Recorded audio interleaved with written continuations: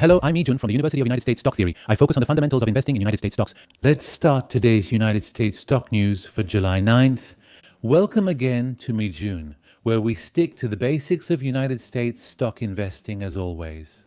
Recently, I've been creating content based on United States stock news and sharing it with you all. Because of that, there are days when there are just too many news stories I need to share, so it gets a bit tough. This news is important, and the previous news is important too, so I wonder which ones I should select and send to you. On days like this, the broadcast ends up being over 50 minutes long. And on the other hand, there are days when I can't find any really interesting articles, so I feel a bit disappointed. Today was like that. From yesterday to today, there just weren't any decent news stories. So today I thought I'd start off a bit more relaxed by answering some of the comments you've left on Mijun's YouTube channel. First, this is a comment left by Julie Choi. Thanks for the great video. I have a question. Solar is also a solar energy company like NextEra Energy. So does it not suffer from the Clean Energy Act? Is the current drop in stock price due to short sellers, or is there another reason? On Yahoo News, it keeps being grouped with clean energy and seems to be affected by the Trump bill. I think a lot of people probably have questions about this part. I briefly mentioned this on yesterday's broadcast, but today I'll be sharing more detailed information with you again. I'll talk about it in the latter part of the broadcast. Second, this time, let's take a look at the IDs first. This is a message left by Taeyong Kim. Hello, I've only been subscribing to your YouTube channel, but I recently joined the membership and have a question. Recently, you've interpreted the latest coin-related bills and articles as a positive trend for the future. Aside from related stocks, are you considering investing in actual coins? If things move in a positive direction in the future, I think we might be able to use coins as freely as we use credit cards now. I'd like to hear your thoughts on directly investing in coins. As I've mentioned several times on the broadcast, when it comes to Bitcoin, according to the law of supply and demand, the supply will only increase in a limited way in the future, while the demand has increased exponentially. So I believe that the price can continue to rise as well. That's the logic I have. Therefore, I have no objection to directly investing in Bitcoin either. But as you know, I'm currently living in the United Kingdom, and in the United Kingdom, people are very conservative about investing in Bitcoin. So I can use Coinbase, but if I try to transfer money from my bank, which is Barclays, to Coinbase, they automatically block the transaction, and then I get a call. They say, "It looks like you're trying to send money to Coinbase. Are you sure about this? This is really risky. How much do you know about Bitcoin?" They ask me all these questions. So as someone trying to invest, it gets a bit frustrating. And another thing is, I personally think owning Bitcoin yourself is a bit risky.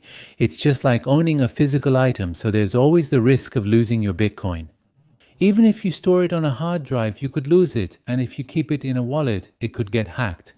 So in my opinion, I'd like to invest in an exchange-traded fund, but in the United Kingdom, the United States Exchange-Traded Fund, what we call a spot exchange-traded fund, a Bitcoin spot exchange-traded fund, still isn't allowed yet.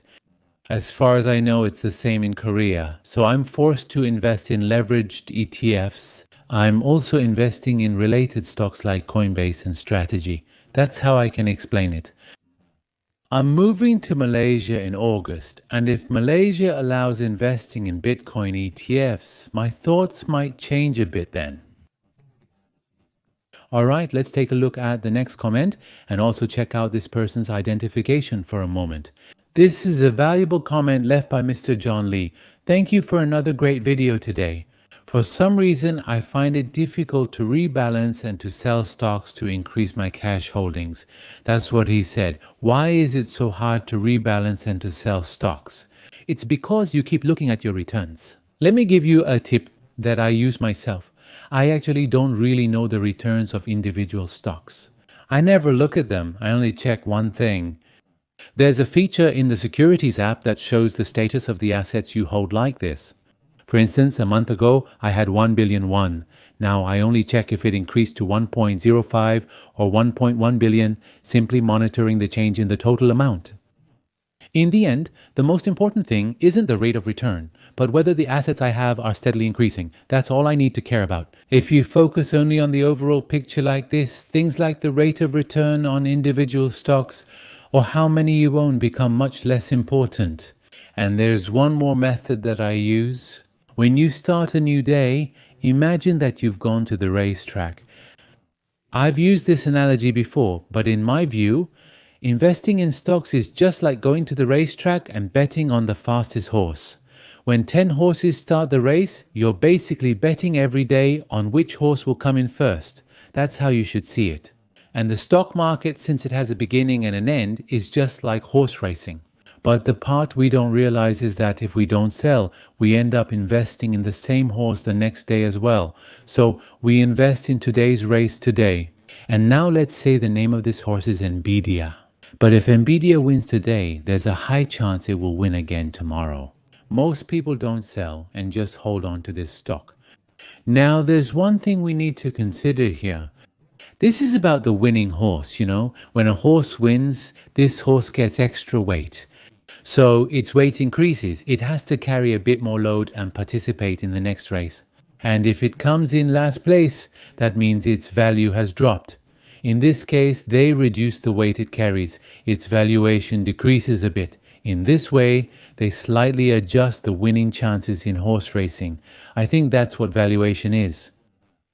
Nevertheless, a horse with outstanding skills and abilities won't suddenly see its performance drop drastically just because its weight has increased a bit. So a horse that has won once, especially one that has shown overwhelming performance by a large margin, has a very high chance of winning again the next day, the day after that, a week later, and even a month later. But if a horse keeps winning every day like this, eventually the burden it has to carry becomes too heavy, and because of this valuation, there will come a day when it loses its first place position. When that happens, the horse's momentum peaks and starts to decline, decreasing its chances of winning from that point on. If you think about it this way, I think you'll understand a bit more quickly. All right, let's move on to the next question.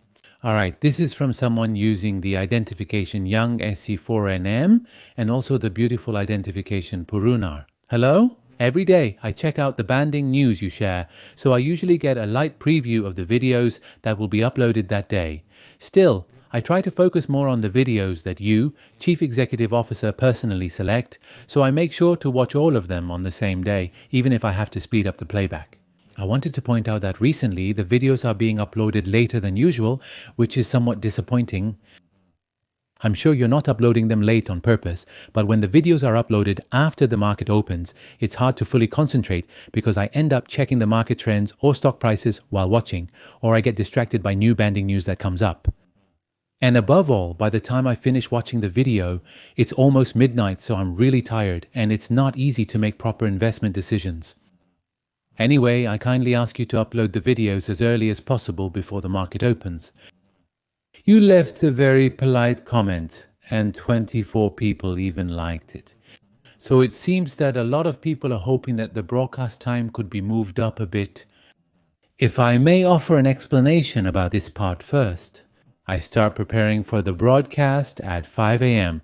and my goal is to start at 5 a.m. United Kingdom time and upload it at 1 p.m. United Kingdom time. That would be 9 p.m. in Korea. That's the goal I have. So I produce and edit the broadcast for 8 hours and upload it, hoping that you all can watch my video by 9 p.m. But this goal often isn't kept very well. I often can't upload by 1 o'clock and end up doing it around 2, which is already past 10 p.m. Now, about this.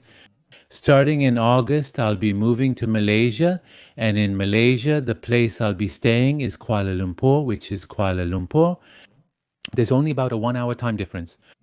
So if I get up early in the morning and make videos, there's a high chance I can deliver them to you very quickly.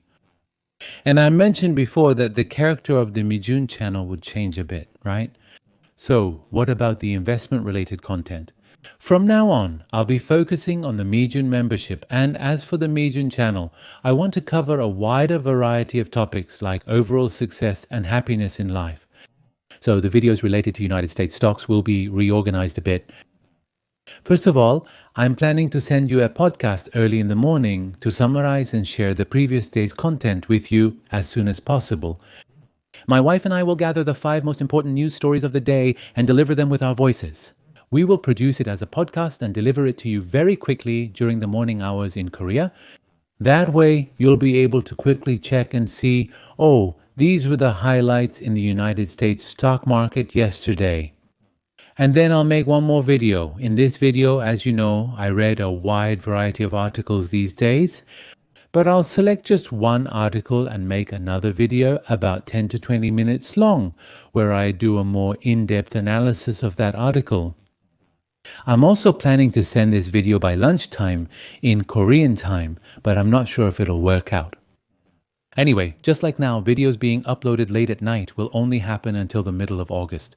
After I move to Malaysia at that time, it won't happen anymore. I hope you can wait just a little longer. Thank you for your valuable comment. Next is a message left by Mr. Kim Yong-cheol. Thank you for sharing good news with us every day.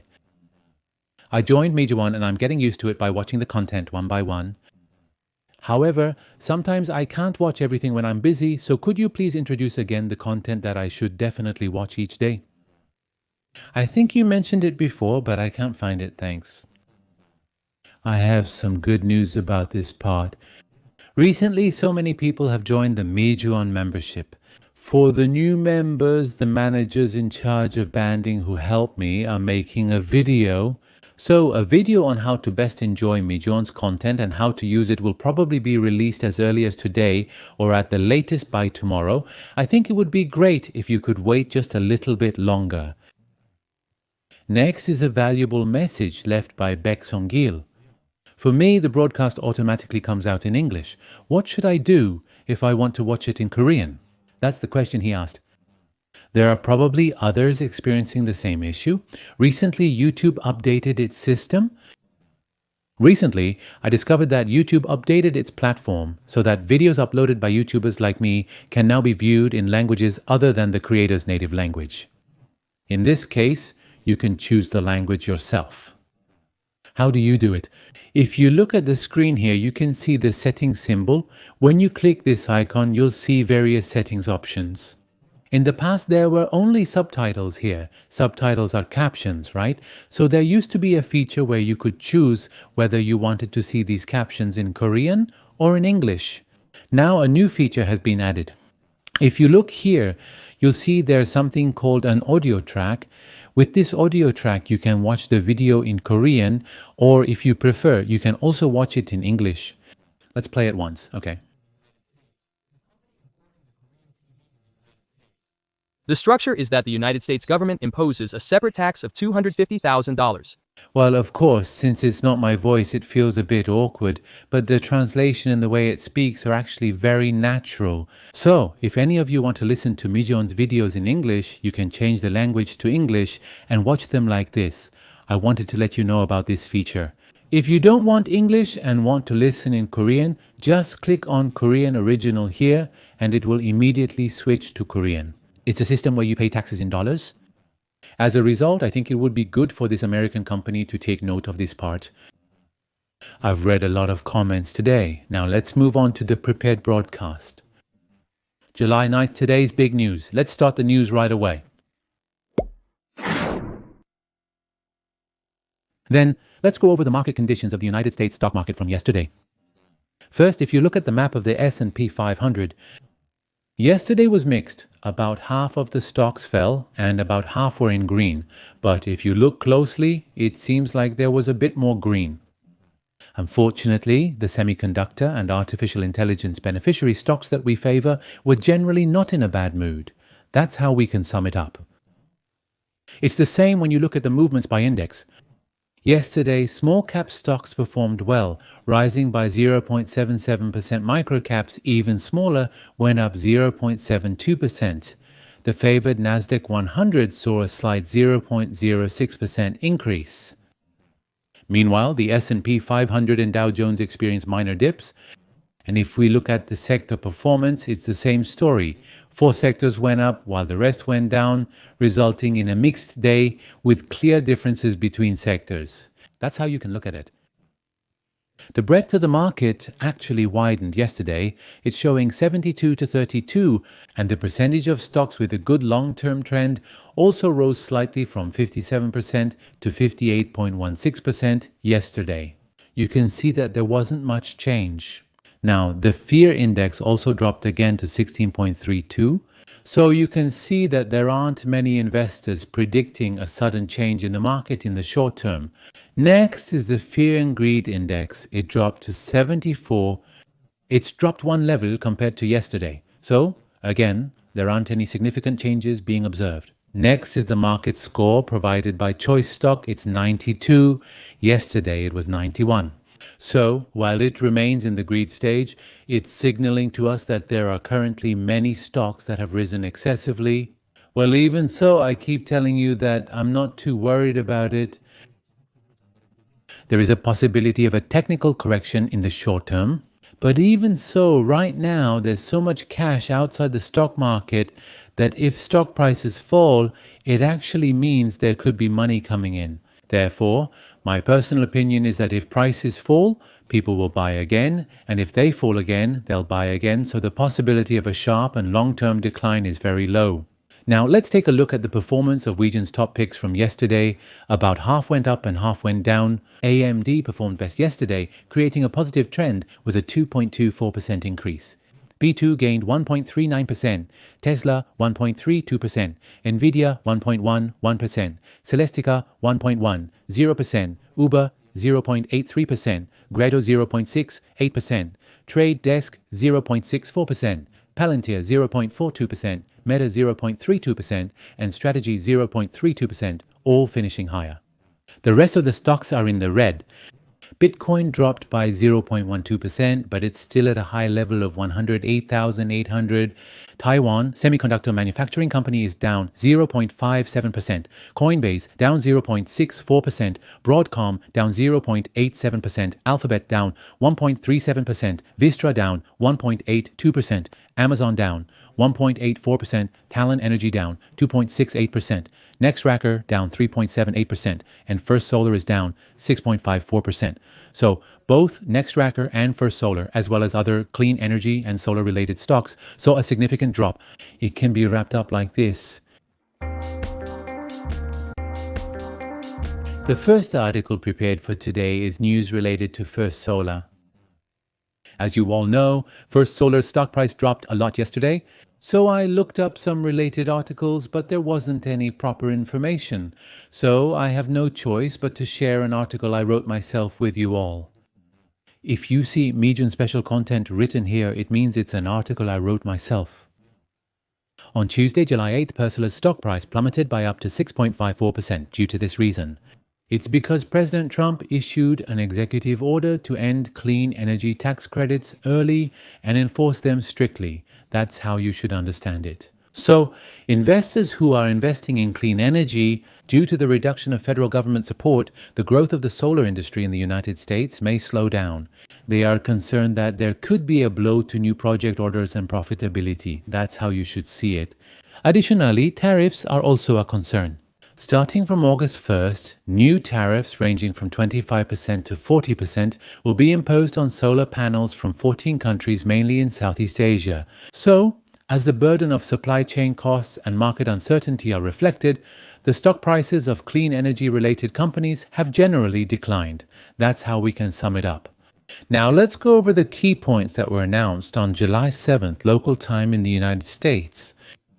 There were 4 main points announced. The first are called 45Y and 48E. 45Y refers to the production tax credit, and 48E refers to the investment tax credit. Therefore, when carrying out large-scale projects, it's important to look at how the tax credits for these are changing. A new provision states that wind and solar facilities must be completed by December 31, 2027, or construction must start within 12 months of the law's effective date to receive the full tax credit.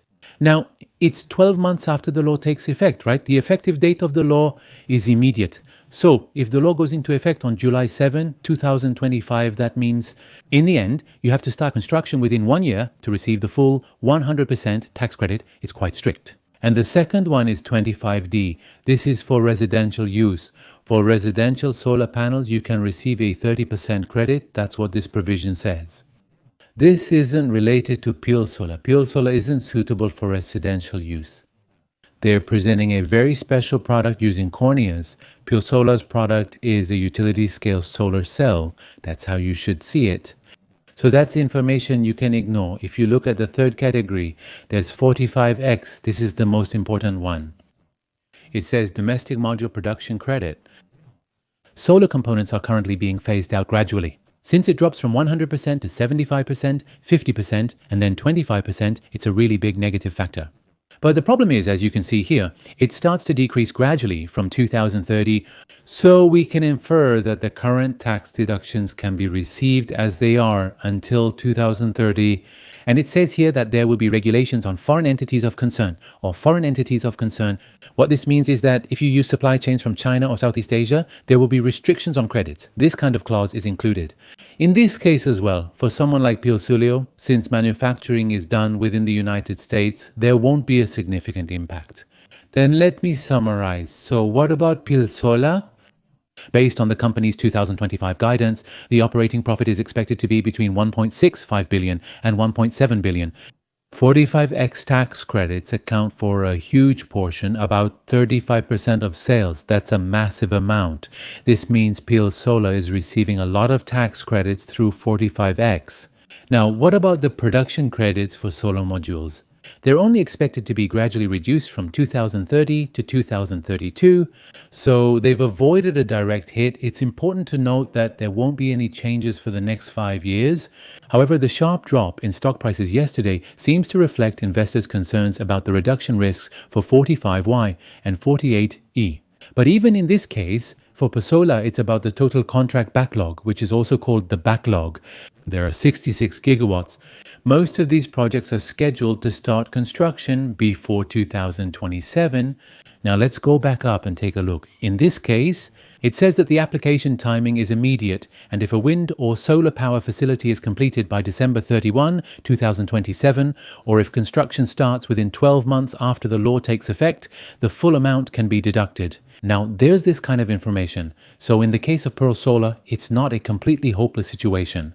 In fact, if you look at it positively, large-scale project commencements to receive the 45Y and 48E tax credits are likely to be concentrated in 2025 and 2026. If that happens in the short term, an increase in sales can actually be expected. Therefore, for at least the next year or so, performance could actually exceed expectations. So this can also be interpreted positively. So the sharp drop in Pearl Solar's stock price yesterday may have been an overreaction to policy headlines. What does this mean? It means that many people sold their stocks just by looking at the headlines and news without really knowing the details. Now, we need to wait until mid-August to get the detailed information. The Treasury Department is finally expected to announce the detailed guidelines for 45Y and 48E. Now, we also need to check the trend of new orders.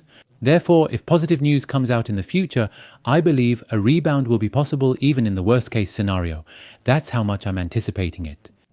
However, in the short term, there is political uncertainty, and as mentioned, the short selling ratio is extremely high, with nearly 10% of shares being used for short selling. Therefore, you can see that there is still a possibility for continued stock price weakness and high volatility. Now, another thing is, compared to other unknown topics, is there a possibility of achieving a higher investment return? First of all, the reason I added Pure Solar to the unknown topic is, compared to other stocks, it has dropped significantly more, and now that it's turning into an upward trend, I had expectations that it might rally strongly for about 3 to 6 months. But at the moment, those expectations are a bit shaky. I want to tell you that it's necessary to keep checking on it again and again. Alright, then let's take a look at the fundamentals. Pearl Solar's valuation has dropped very low. Now, if you look here, if you look at the gap the P ratio is, the average for the past 5 years doesn't appear because there were negatives as of now. Ford's price to earnings ratio has dropped to 11.95, and it's the same when you look at it on a non-generally accepted accounting principles basis. The 5-year average in the past was over 20. You had to pay 20 times the net profit, even though it's non-generally accepted accounting principles to buy the stock. But now it's dropped to 11 times. You can see that the stock price has plummeted and is now very cheap. Now, since this is a stock with a very good growth rate, the price on earnings to growth ratio has fallen below 1.0. Currently, it's as low as 0.48. So once again, we can see that the valuation compared to the growth rate is very low for this stock. Now then, we need to take a look at the growth rate. In terms of sales, it has shown a growth rate of nearly 20% over the past year. And for the coming year, the sales growth rate is actually expected to increase even further. We're currently expecting 22.69%. In the last 5 years, the company's average sales growth has been around 10-12%. Therefore, we can also see that the growth rate has been accelerating recently compared to before. And over the next 3 to 5 years, the earnings growth rate is expected to exceed 24%. This is creating a very positive trend. Next is the rate of return, which is also very important. Now, if you look at the gross profit margin, the 5-year average in the past was 27.2%, but now it has risen to 43.6%. Therefore, net profit must have improved a lot as well. The 5-year average in the past was 15.1%, but now it shows a very high net profit margin of 29.7%. Notably, tax deductions play a significant role in this. We must remember that. Now, next is momentum. In the last week, the stock price fell around 10%. However, the momentum remains unbroken. Out of the 26 indicators, 5 indicate sell, 10 are neutral, and 11 indicate buy. Looking at the relative strength index, it's at 52 and 56, indicating it's maintaining above average momentum rather than following the market. That's how you can tell. And let's take a look at the 1-year stock chart. If we look at the current stock chart positively, it shows a healthy pullback at the beginning of an upward trend. That's how I'm analyzing it. This means that after a significant stock price surge, it typically retreats slightly before continuing its upward trend. You can interpret that phenomenon positively, but there are also negative aspects. The trading volume increased significantly compared to usual. In other words, the selling pressure was very strong. You can see from the stock price chart that investors are reacting very sensitively to the policy uncertainty of the Trump administration. So, if the stock price is at the 21-day moving average of $161, and if this 21-day moving average is broken, there's a high possibility that it could fall to the 61-day moving average. That's how you should see it. All right? In conclusion, whether the $161 support line and the 21-day moving average hold are crucial investment indicators. If the support line or 21-day moving average breaks down, the upward trend could reverse. So it's important to watch carefully from a conservative perspective. Peel Solar has been declining for a long time, but the trend is starting to change. It's necessary to examine the 5-year chart. The weekly chart shows the stock is still trying to recover before a full trend reversal. That sums it up. As it has risen above the 20-week moving average, short-term momentum has come back. Now, this orange line here is the 20-week moving average, and you can see it has moved above that. However, to confirm a true structural rebound, 2 resistance lines lie between $190 and $200, the 60-week moving average and the long-term trend line. We need to break through these to conclude that we've entered an upward trend. What's between 190 and 200? If we cross over again, it's right here. If we surpass this, we're adding $200 more. Once we exceed $200, we can finally relax and say, now we're truly taking off. As I mentioned at the beginning of the broadcast, today there aren't that many interesting or useful articles, but this one is worth taking a look at. The article is titled, "The Outlook for the United States Stock Market as Shown by the Junk Bond Market." Let's take a look at what it's about. The article says that the United States junk bond market is sending an optimistic message about the economy despite market volatility related to tariffs. Nicholas Colas, the co-founder of Data Trek Research, appears in the article. This expert says the following: this risk-averse market. What is a risk-averse market? This is exactly the junk bond market. This market is said to be as bullish on the United States economy as the stock market. What we commonly call junk bonds are basically high-yield corporate bonds. If we divide bonds into 2 categories, there are government bonds, which are issued by the United States government, and then there are corporate bonds, which are issued by companies. But among corporate bonds, those with higher yields are what we call junk bonds. That's because these are bonds issued by companies with somewhat weak fundamentals. And what that means is they're a bit risky, and because of that risk, the yields are very high. For example, if you lend money to the United States government, the yield on government bonds is about 4%. If we assume this, then for large companies with very strong fundamentals like Microsoft and Apple, the yield on their corporate bonds would be about 5% since they're a bit riskier than government bonds. And what about corporate bonds issued by small companies, which are called junk bonds? They would probably have to offer at least 6%, 7%, or even 8% for people to invest in them.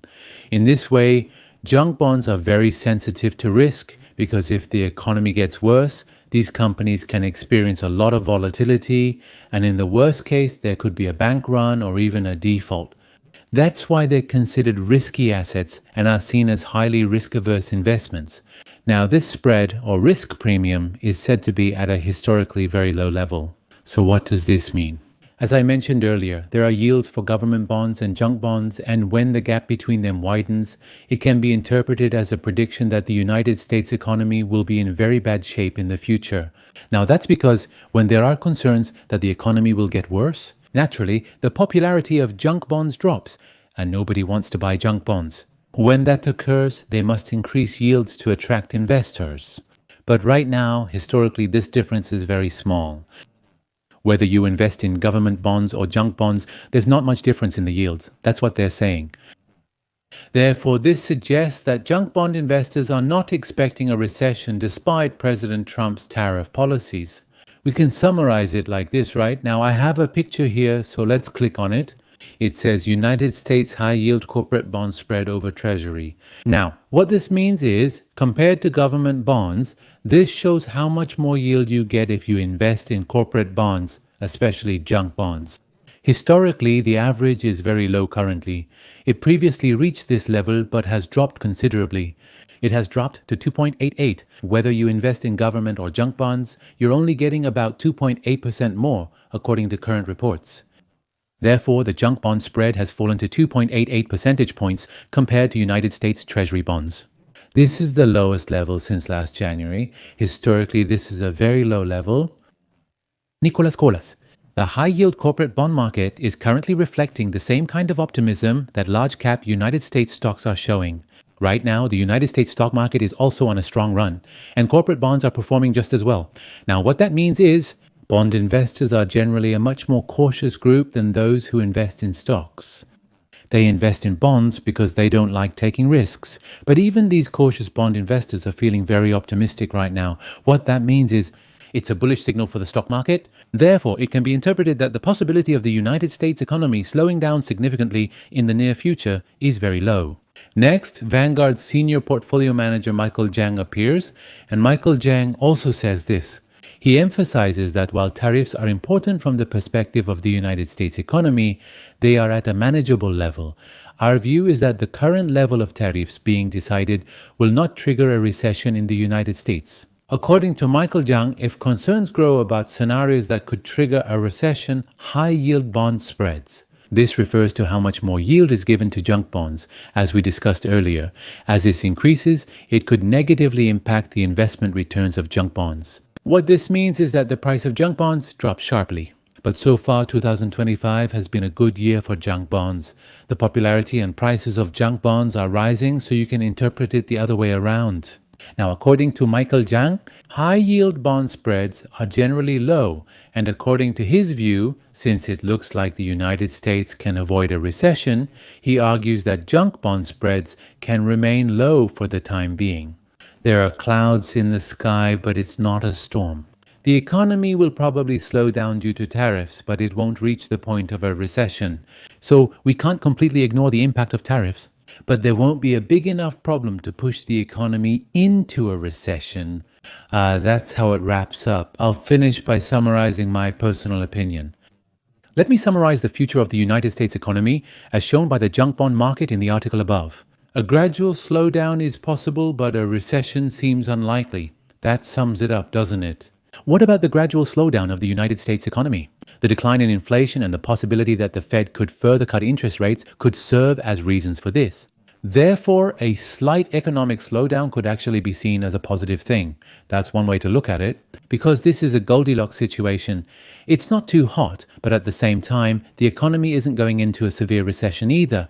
You can interpret it positively as the Goldilocks period being extended. In theory, if a mild economic slowdown leads to lower inflation and eventually a Fed rate cut, when these three factors converge, it often creates a Goldilocks environment for the stock market. However, for stock prices to actually rise, we need to confirm that inflation is really coming down. And one more thing, we also need to look at how much corporate earnings are slowing down. If corporate guidance keeps dropping sharply, then there's a high chance that stock prices will fall.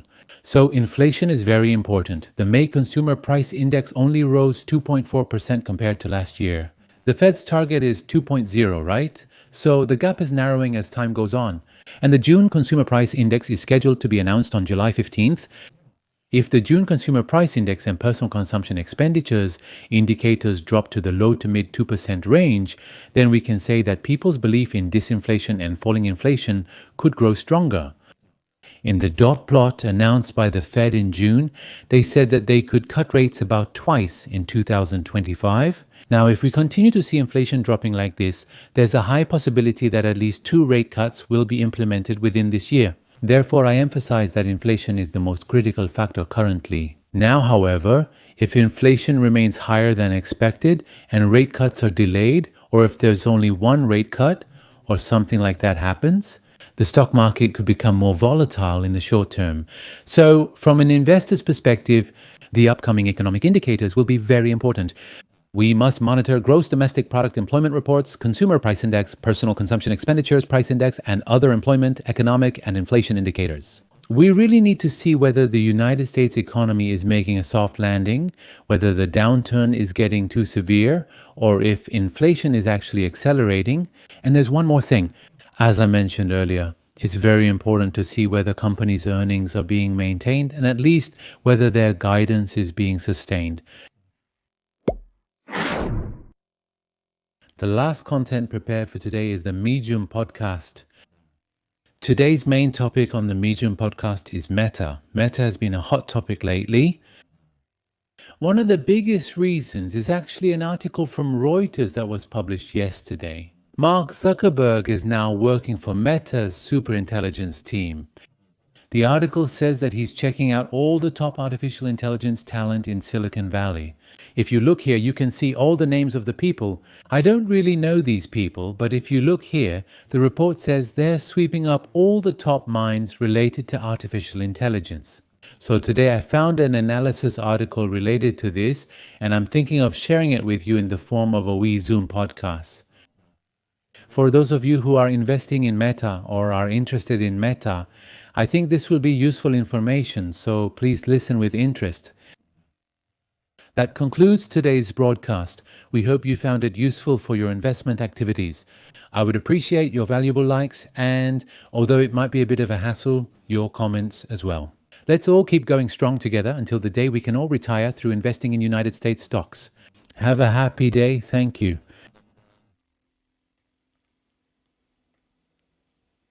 Hello Mijun family, this is Mijun.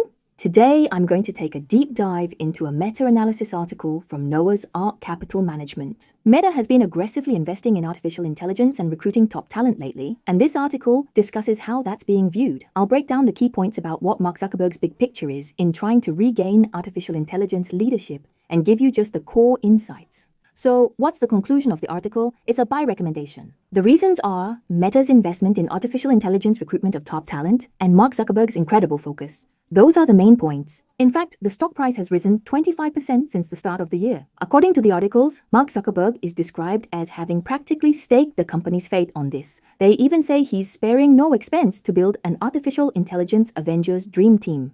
How should we view this? Yes, that expression is not an exaggeration at all.